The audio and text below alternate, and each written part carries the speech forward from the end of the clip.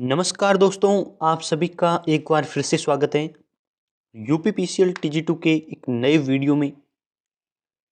यदि आप हमारे चैनल पर पहली बार आए हैं तो इसे सब्सक्राइब कर लीजिए।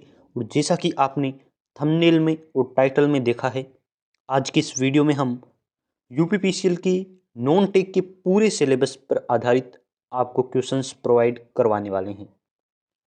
अंत तक वीडियो देखिए, पसंद आए तो लाइक भी करें क्योंकि आप लाइक करते ही नहीं हैं। लाइक की संख्या बहुत कम रहती है और हम आपको बेटर कंटेंट प्रोवाइड करवाते हैं। चैनल को सब्सक्राइब कर लीजिए और आप, मुझे पता है, एक दो ग्रुप में जुड़े होंगे, वहाँ भी इसे शेयर कर दीजिए। अच्छा रिस्पॉन्स मिलेगा तो आपको सेकंड क्लास भी प्रोवाइड करवाएंगे। इस वीडियो में आपके लिए रहने वाला है general Hindi, general English, maths. Maths तो आपके है नहीं। जनरल हिंदी, जनरल इंग्लिश और रीजनिंग, जनरल स्टडी और साथ में कंप्यूटर के क्वेश्चन। बहुत सारे कमेंट्स आ रहे हैं कि कंप्यूटर के क्वेश्चन प्रोवाइड करवाइए, तो इस वीडियो में मैं पूरे नॉन टेक का आपको निचोड़ प्रोवाइड करवाने वाला हूं। और मुझे कमेंट करके बता दीजिए आपके कितने नंबर सही बने। चैनल को सब्सक्राइब कर लीजिए, रेगुलर क्लासेज प्रोवाइड करवाने की कोशिश करेंगे और आपको नॉन टेक के सारे क्वेश्चन एग्जाम से पहले कवर करवा देंगे। डीआईडीओ एग्जाम से पहले मैंने आपको बहुत सारे स्टडी मटेरियल प्रोवाइड करवाए थे और एग्जाम में हूबहू वैसा ही पूछा, रीजनिंग, मैथ्स, जनरल इंग्लिश। तो और जनरल अवेयरनेस, सबसे बड़ा और डिफिकल्ट पार्ट को भी हमने आसान कर दिया है आपके लिए। जैसे क्वेश्चन प्रोवाइड करवाए डीआईडीओ ने, वैसे ही क्वेश्चन या फिर जैसे हमने क्वेश्चन प्रोवाइड किए उनमें से काफ़ी क्वेश्चन आपको पूछ लिए गए। तो आपके लिए अच्छा हुआ ना। अब इसे सब्सक्राइब कर लीजिए और पुराने वीडियोज को भी देख लीजिए। चलिए शुरू करते हैं। स्क्रीन पर पहला कंप्यूटर का क्वेश्चन है। यदि आपने कंप्यूटर पढ़ा है तो ये क्वेश्चन आपने हर जगह देख लिया होगा और इसे याद कर लिया होगा। और यूपीपीसीएल टीजी2 ने लास्ट ईयर ये क्वेश्चन पूछा भी था। यूआरएल की फुल फॉर्म क्या है या यूआरएल का अर्थ क्या है? यदि आप कंप्यूटर को पास नहीं करते हैं तो आपका सिलेक्शन नहीं हो सकता। कंप्यूटर अनिवार्य विषय है तो इसे पास करना जरूरी है।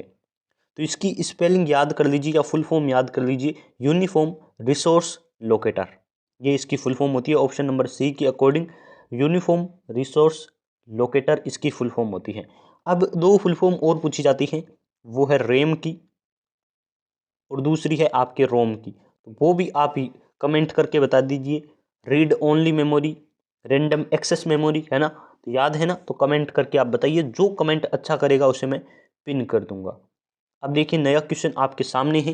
कंप्यूटर प्रणाली के संबंध में गीगो का पूर्ण रूप क्या है? GIGO, गीगो, इसकी फुल फॉर्म क्या है? तो फुल फॉर्म से संबंधित लास्ट ईयर 3 क्वेश्चन पूछे गए थे, यानी कि आपके फुल फॉर्म का कवर सही है तो आपका सिलेक्शन हो सकता है, क्योंकि कंप्यूटर पास करना बहुत जरूरी है। इसकी फुल फॉर्म होती है आपकी गार्बेज इन गार्बेज आउट। तो गीगो की सबसे इजी फुल फॉर्म है गार्बेज इन गार्बेज आउट। ये फुल फॉर्म आपकी राइट है। ऑप्शन देखिए, ए नंबर दे रखा है gross in gross out, garbage installation, garbage output. देखिए कैसे ऑप्शन दे रखे। हर कोई इसमें ऑप्शन नंबर बी पर तुला हुआ है या फिर बी करना चाहेगा। अब देखिए आपकी सी नंबर सही है। याद कर लीजिए 4 फुल फॉर्म, गीगो की, यूआरएल की, रैम की, रोम की। ये 4 फुल फॉर्म आपको याद कर लेनी है। आगे देखिए क्या दे रखा है। इसमें से तो एक क्वेश्चन पक्का ही आएगा, समझ लीजिए, आज से ही तैयारी कर दीजिए। माइक्रोसॉफ्ट एक्सेल में चौथी रो और पांचवें कॉलम को के मिलाप के लिए सेल का सही एड्रेस बताइए। तो सेल के एड्रेस से संबंधित एक क्वेश्चन आता है, मैं आपको यहां अब अच्छे से एक्सप्लेन करने वाला हूं। एक्सेल की जब भी बात करें तो आपके होता है रो और कॉलम।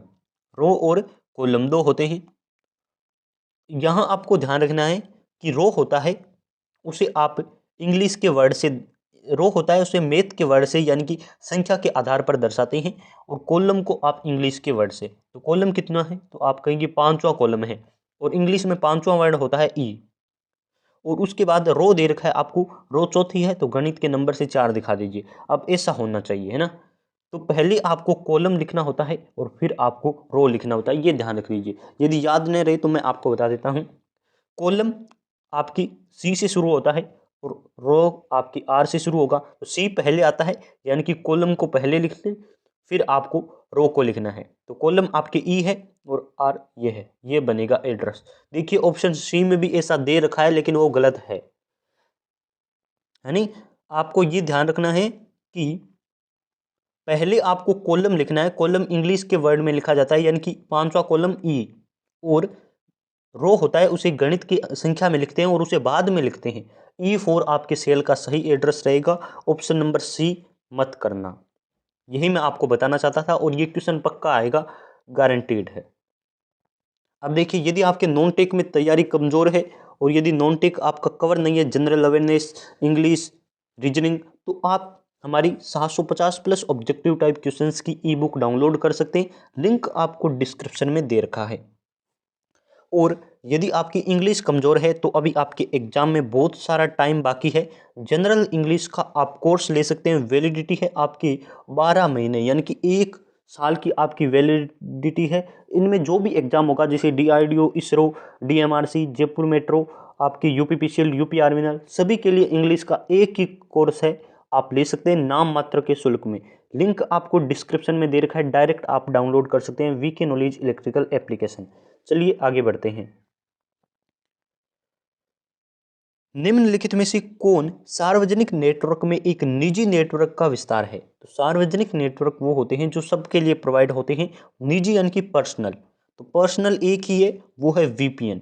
VPN की फुल फॉर्म भी पूछी जा सकती है, वर्चुअल प्राइवेट नेटवर्क, VPN। आपने VPN का नाम तो सुना होगा ना, कि हैकर VPN कनेक्ट करते हैं, ऐसे वैसे लोकेशन चेंज होती है। तो ये आपके प्राइवेट नेटवर्क है VPN। इसकी फुल फॉर्म भी पूछी जा सकती है, वर्चुअल प्राइवेट नेटवर्क।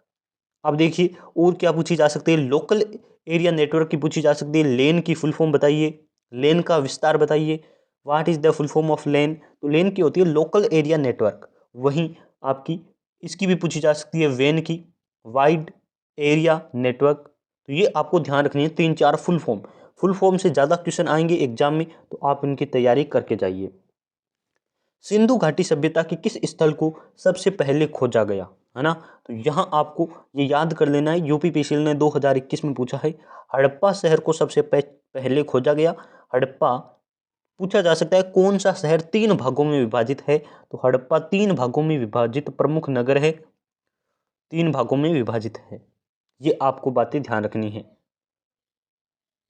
और पूछा जा सकता है कि लोथल, तो ये आपके गुजरात में है, और यहाँ अभी क्या बनाया जा रहा है? तो आप कहेंगे समुद्री संग्रहालय यहाँ बनाया जा रहा है। ये भी आप नोट कर लीजिए, 2-4 क्वेश्चन हैं इंपोर्टेंट, पूछे जा सकते हैं। निम्नलिखित में से कौन सा अधिकार भारतीय संविधान द्वारा प्रदान किया गया मौलिक अधिकार नहीं है? और ये क्वेश्चन पूछा गया है। जहां भी जनरल अवेयरनेस होगा, संविधान के क्वेश्चन 2 से 3 क्वेश्चन आने जरूरी है, क्योंकि संविधान से ही शुरुआत होती है जनरल अवेयरनेस की। अब देखिए आपको मौलिक अधिकार पता होने चाहिए कितने हैं। तो आप कहेंगे मौलिक अधिकार 6 है। किस देश से लिए गए हैं हमारे संविधान में? तो अधिकार लिए गए हैं आपकी अमेरिका से, संयुक्त राष्ट्र अमेरिका से मौलिक अधिकारों को लिया गया है। ये अभी आप ध्यान कर लीजिए, याद हो गया। उसके बाद आपसे पूछा जा सकता है कितने हैं? तो आप कहेंगे 6। कौन कौन से हैं? तो वो भी आपको पता होना चाहिए। संवैधानिक उपचारों का अधिकार, जिसे डॉक्टर भीमराव अंबेडकर ने क्या कहा है? संविधान की आत्मा कहा है। संवैधानिक उपचारों के अधिकार को, यानी कि अनुच्छेद 32 को, भीमराव अंबेडकर ने संविधान की आत्मा कहा है। क्यों कहा है? इसका कारण भी है कि यदि किसी व्यक्ति के मौलिक अधिकारों का, यानी कि 6 मौलिक अधिकार है, उनमें से किसी का भी उल्लंघन होता है तो वह हाईकोर्ट की अपेक्षा सीधे सुप्रीम कोर्ट में याचिका, रिट लगा सकता है। इसलिए उन्हें संविधान की आत्मा इस अधिकार को कहा गया है। शोषण के विरुद्ध अधिकार कहता है कि जो बच्चे हैं, नाबालिग है या फिर 14 वर्ष से जिनकी कम आयु है, यदि वो श्रम करते हैं, यानी कि घर वाले उन्हें काम पर लगवाते हैं, तो ये शोषण के विरुद्ध अधिकार में आता है।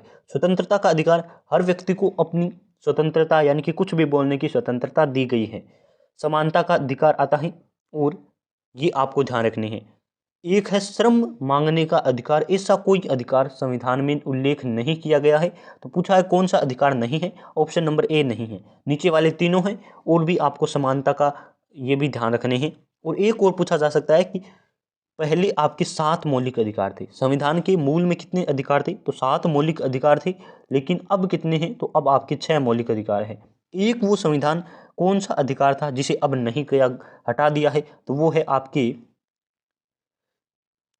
संपत्ति का अधिकार, है ना। संपत्ति का अधिकार है, उसे मौलिक अधिकार से हटाकर विधिक अधिकार बना दिया गया है। ये भी आपको पूछा जा सकता है कि सातवें, या फिर कुछ भी पूछा जा सकता है कि मौलिक अधिकार पहले 7 थे अब 6 है, तो 7वां मौलिक अधिकार कौन सा था, तो आपको कहना है संपत्ति का अधिकार। संपत्ति के अधिकार को अब क्या बनाया है, तो विधिक अधिकार बना दिया गया है। तो ये आपको इतने क्वेश्चन तो रट लेने हैं जनरल अवेयरनेस में। मैंने यहाँ 5 से 7 क्वेश्चन आपको बता दिए हैं कि 6 अभी हैं, कहाँ से लिए गए हैं मौलिक अधिकार, अमेरिका से, और इसी करके मैंने 6-7 आपको क्वेश्चन यहाँ बता दिए हैं। अब देखिए नया क्वेश्चन, यहाँ तक देखा है तो लाइक भी कर दीजिए यार, 10 मिनट हो गए वीडियो को चलते हुए। शिक्षा का अधिकार भारतीय संविधान के किस अनुच्छेद में है, तो यदि आपके जनरल अवेयरनेस का क्वेश्चन आता है, संविधान का क्वेश्चन आता है, तो शिक्षा का अधिकार न पूछे ऐसा तो कहीं नहीं लिखा हुआ। DRDO के लिए मैंने सीरीज शुरू की थी, ये क्वेश्चन मैंने हर बार आपको रिवीजन करवाया है, बार बार करवाया है, 3-4 बार करवाया है। कुछ बच्चों ने कमेंट करके क्या कहा कि सर क्वेश्चन नए लाइए, फिर भी मैंने ये क्वेश्चन बहुत बार लिया है क्योंकि मुझे पता है ये क्वेश्चन पूछा जाता है, और DRDO ने ये क्वेश्चन पूछ लिया। 2 शिफ्टों में लगातार ये सेम क्वेश्चन पूछा गया है, तो आप भी याद कर लीजिए। शिक्षा का अधिकार क्या है, तो अनुच्छेद 21A, अनुच्छेद 21A, ये आपको ध्यान रखना है। ऑप्शन सारे ऐसे ही थे, 21A का ऑप्शन था, तो आपको वही करना है। संविधान संशोधन पूछे तो 86वां संविधान संशोधन है, 2002 का संविधान संशोधन है, ये भी नोट कर लेना है। शिक्षा का अधिकार अनुच्छेद 21A। अब देखिए आगे और क्या क्वेश्चन पूछा जा सकता है, उस विकल्प को चुने जो तीसरे शब्द से उसी प्रकार संबंधित है जिस प्रकार दूसरा शब्द पहले शब्द से। तो ये रीजनिंग का क्वेश्चन है, आपको करना है। बकरी मिनमिनाहट करती है तो मधुमक्खी क्या करती है। मैं इसे जूम नहीं करूंगा, आपको क्लियरली दिखाई दे रहा है, 1080 की स्पीड पर मैं अपलोड करने वाला हूं। देखिए बकरी क्या है, तो इसने किया है बकरी की आवाज को लिखा है, तो आपको मधुमक्खी की लिखना है, और मधुमक्खी क्या करती है, गुंजन करती है। तो ऑप्शन नंबर बी इसका सही आंसर है। अब देखिए आगे क्वेश्चन, अब तक का सबसे बड़ा लिखित महाकाव्य कौन सा है।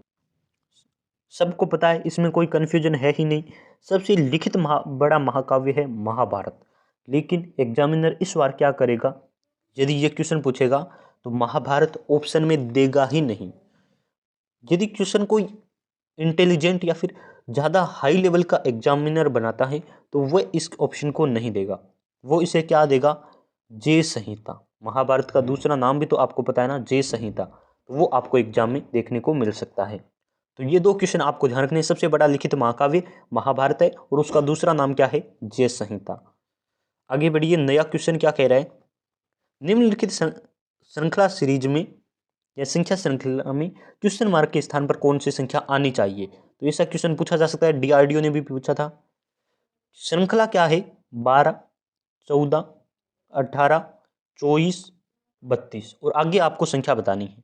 तो देखिए, तो बताइए कौन सी संख्या आनी चाहिए। आप कहेंगे यहाँ बड़ी है 2 संख्या, फिर यहाँ क्या बड़ी है, तो आप कहेंगे 4 संख्या, यहाँ बड़ी है 6 संख्या, और यहाँ बड़ी है आपकी 8 संख्या, यानी कि 2 का पहाड़ा बढ़ रहा है। तो आगे कितनी बढ़नी चाहिए, तो आप कहेंगे 10 संख्या बढ़नी चाहिए, और 32 में 10 ऐड करते हैं तो 42 राइट आंसर होगा। आई होप अच्छे से एक्सप्लेन किया है, आपको तरीका पसंद आया होगा। क्वेश्चन बहुत है, वीडियो काफ़ी लंबा होगा, यानी कि 20 मिनट की क्लास हो जाएगी, तो आप लास्ट तक बने रहें। यदि सपोर्ट करेंगे पहली क्लास को तो ही आगे क्लासेज प्रोवाइड होगी। उस विकल्प को चुने जो तीसरे शब्द से उसी प्रकार संबंधित है जिस प्रकार दूसरा शब्द पहले शब्द से। देखिए ये क्वेश्चन आपको ये कहना चाहता है कि यदि आपको राज्य और राजधानियां याद नहीं है तो उसे याद कर लीजिए, एग्जाम में मैं आऊँगा। ये क्वेश्चन आपको कह रहा है कि एग्जाम में मैं आपके सामने आऊँगा, आप राज्य और राजधानियां याद कर लीजिए, तो कर लीजिए। यदि याद नहीं है तो मेघालय की राजधानी है शिलोंग, तो सिक्किम क्या होगी, तो सिक्किम की सबको पता है गंगटोक होगी।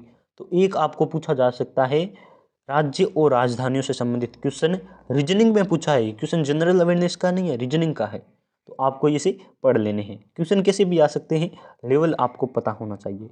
उस विकल्प को चुने जो तीसरे शब्द से उसी प्रकार संबंधित है जिस प्रकार दूसरा शब्द पहले शब्द से। ये पहले भी मैंने क्वेश्चन करवा दिया, फिर से रिपीट हो गया शायद, यानी कि क्वेश्चन 2 बार ऐड हो गया है।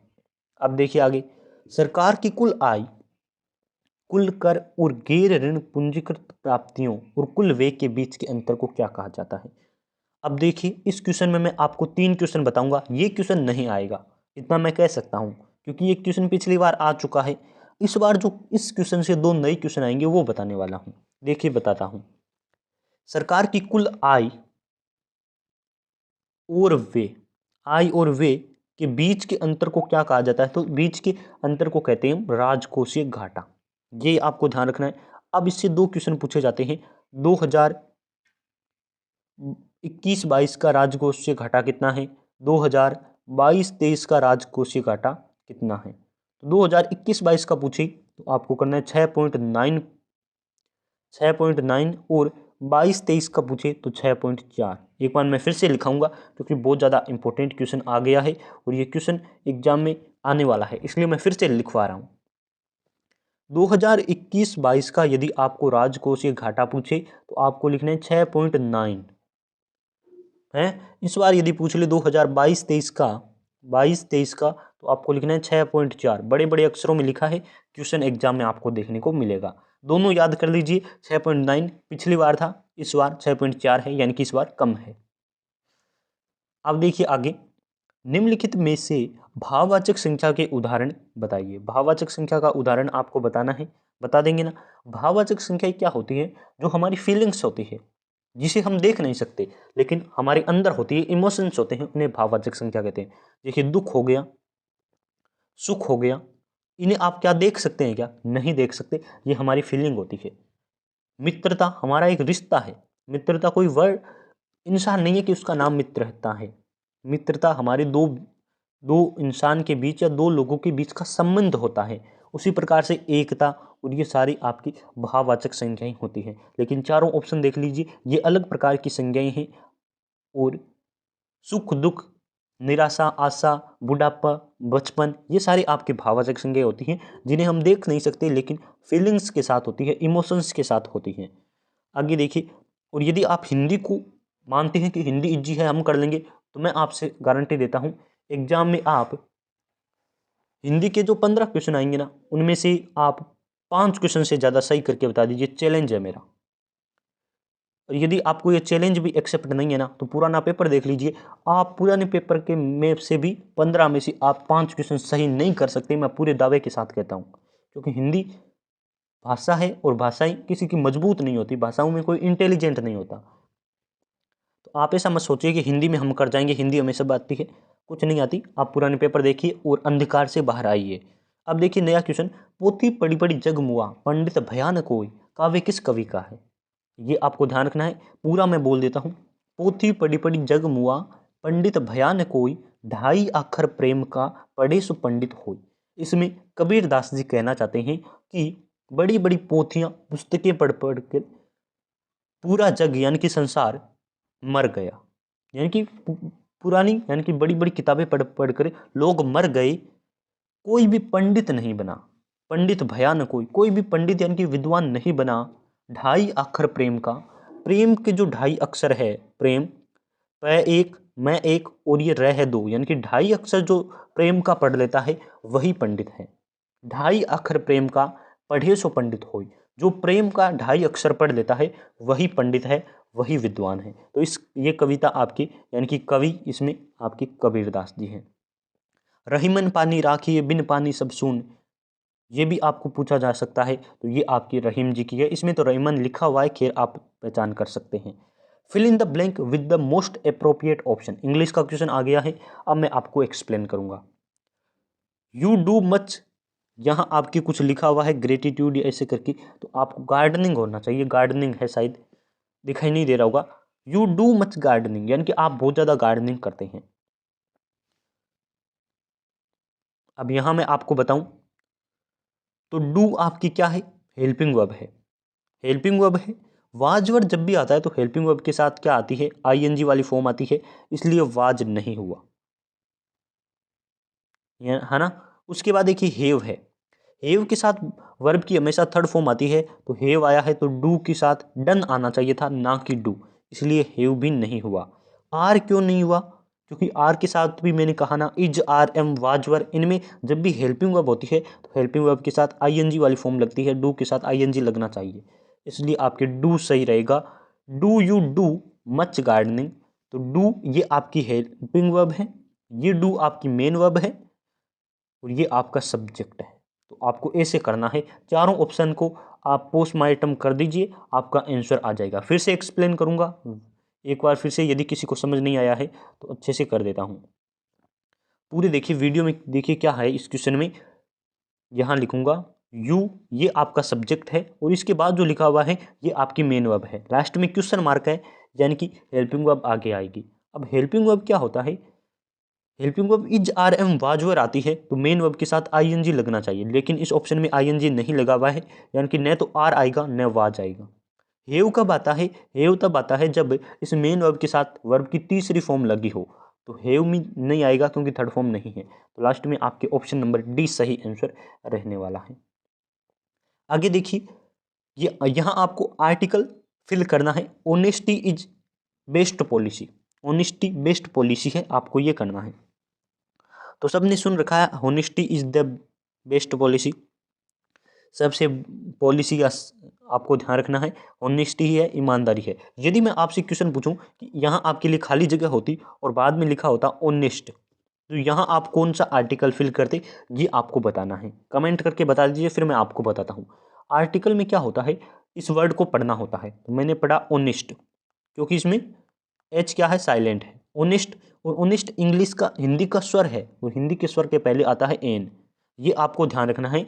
और यदि हिंदी का यहाँ व्यंजन आता, कैसे गे तक आता, तो आपको ए लगाना होता। तो आप दोनों क्वेश्चन पढ़ लीजिए, हो सकता है आपके एग्जाम में ये आए। जनरल इंग्लिश का course VK knowledge electrical application पर अवेलेबल है, जाकर डाउनलोड कर लीजिए। नॉन टेक की ई बुक का लिंक आपको डिस्क्रिप्शन में दे रखा है, जाकर इसे भी डाउनलोड कर लीजिए। पूरे नॉन टेक को कवर किया है। आगे देखिए नया क्वेश्चन क्या कह रहा है, what will the correct affirmative sentence, affirmative sentence चुनना है। इसका आई डिड नॉट, यहाँ आपको नोट लगा रखा है, ये नोट हटाना है, नोट हटाना है और अफर्मेटिव बनाना है। तो देखिए पहले तो अफर्मेटिव में क्या होता है, आई डिड नॉट, ये आप इतना देखकर क्या पहचान गई कि ये सेंटेंस आपकी किसका है, आप कहेंगे सिंपल पास्ट का। सिंपल पास्ट का एफर्मेटिव बनाते हैं तो डिड हट जाता है, नोट हट जाता है, ये सेकंड फॉर्म बन जाती है। डिड और नोट हटके आपका क्या बनेगा, सेकंड फॉर्म। डिड के साथ आती है फर्स्ट फॉर्म, लेकिन डिड हटेगा तो सेकंड फॉर्म। आई सा, आई सा किस ऑप्शन में दे रखा है, ऑप्शन नंबर सी में, और पीछे वाला आपके सेम रहेगा। आई सा एनीवन, एनीवन है क्या, आई सा, यहाँ इसने मिस कर दी क्या, आई सा एनीवन, आपको बस इतना ध्यान रखना है। और यहाँ थोड़ा मिस प्रिंट है, तो ऑप्शन नंबर सी आपको करना है। कर दिया ना, बस इतना होता है। सिंपल पास्ट में यहाँ बता दूँ, डिड लगता है तो डिड के साथ आती है वर्ब की फर्स्ट फॉर्म और केवल सेकंड फॉर्म लगती है। डिड क्यों लगाते हैं, क्योंकि नोट आपके तीसरे नंबर पर आता है, सब्जेक्ट पहले नंबर पर, दूसरे पर डिड आया, फिर नोट आएगा, नोट हमेशा तीसरे नंबर पर आएगा। इतनी बातें आपको ध्यान होनी चाहिए। जनरल इंग्लिश के कोर्स में पूरी डिटेल से बताया हुआ है, आप वहाँ से कर सकते हैं। करेक्ट स्पेल्ड का एक वर्ड आया जिसमें बेगर यानी कि भिखारी की स्पेलिंग पूछी गई, तो आई होप सबको पता है स्पेलिंग, तो आपने रट रखी होगी, बेगर यानी कि भिखारी। तो ये सारी आप पढ़ लीजिए। एक वो पूछी जाती है, डीआरडीओ में पूछी थी, इलिटरल यानी कि निरक्षर होता है, उसकी स्पेलिंग पूछी थी, तो आप उसे भी पढ़ लीजिए। बहुत बहुत धन्यवाद आप सभी का। डाउनलोड कर लीजिए VK knowledge electrical application, test होता है फ्री में, और आपके लिए जनरल इंग्लिश का कोर्स अवेलेबल है, ई बुक अवेलेबल है, नॉन टेक की आप ले सकते हैं। चैनल को सब्सक्राइब और वीडियो को शेयर भी कर दीजिए। आपके लिए 30 मिनट ऐसे गंवाए हैं, तो आप हमारी मेहनत का कुछ तो फल दीजिए, आपके हाथ में होता है सब कुछ। बहुत बहुत धन्यवाद आप सभी का।